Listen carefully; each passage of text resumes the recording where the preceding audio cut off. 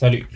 Alors, nous allons continuer avec notre configuration Keycloak pour faire des tests login et avoir un token. Et ensuite, la prochaine étape, on va commencer avec notre projet Spring Boot. Alors, juste pour vérifier que tout fonctionne comme il faut, on va faire un test avec un Postman. Alors, dans Postman, nous allons faire une requête. Nous allons faire une requête.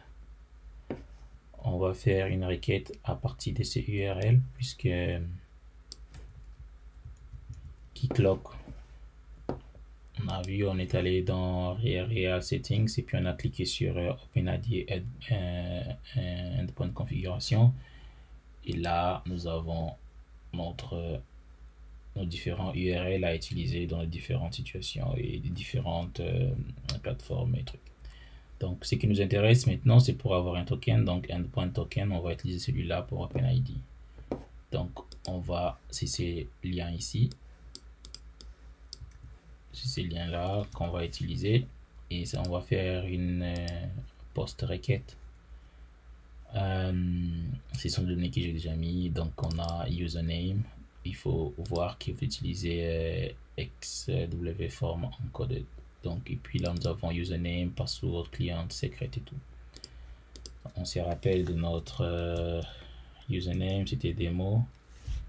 Notre mot de passe aussi, c'était démo. Client ID. Donc, on revient ici. On va dans les clients que nous avons créés. On a créé un client qui s'appelait REST API. Donc, on met REST API. Vous pouvez créer des clients avec les noms que vous voulez. Et puis, on va aller là pour voir notre client secret. On va copier. Vous pouvez aussi cliquer là directement pour copier. Et dans Grand, nous allons mettre password. Alors, on va faire notre test pour voir si ça fonctionne. Et voilà. Alors là, vous voyez que Postman fonctionne, Keycloak fonctionne correctement. Il nous a donné un access token et il nous a donné les temps d'expiration et les temps d'expiration pour le refresh token, burial et les profils qu'on a besoin, le scope et profil qu'on a besoin. Il y a plusieurs configurations qu'on peut faire avec Keycloak.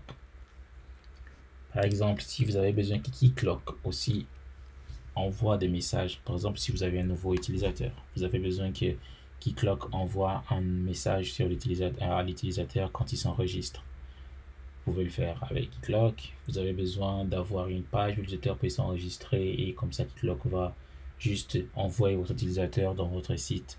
Comme ça, vous n'avez pas besoin de créer un template pour forgot password, disons password, mot de passe oublié, ou encore pour des logins, l'enregistrement et tout. Donc il y a plusieurs choses que vous pouvez faire ici. Si vous allez dans thème, vous pouvez par exemple choisir des différents thèmes sur vous pouvez créer vos propres thèmes aussi, des thèmes login. Si vous avez besoin que les logins puissent ressembler vraiment à votre site internet, vous pouvez le faire. Ou si vous avez utilisé juste un standard, celui de Keycloak, vous pouvez le faire. Vous pouvez choisir ce que vous avez envie. En tout cas, il y a plusieurs possibilités avec Keycloak. Moi, quand je travaille avec des projets des clients, c'est vraiment Keycloak que j'utilise pour faciliter les logins et toutes ces choses, parce que c'est vraiment des choses qui demandent des sécurités élevées. Avec Keycloak, il peut vraiment bien prendre soin de toutes ces choses. Donc voilà.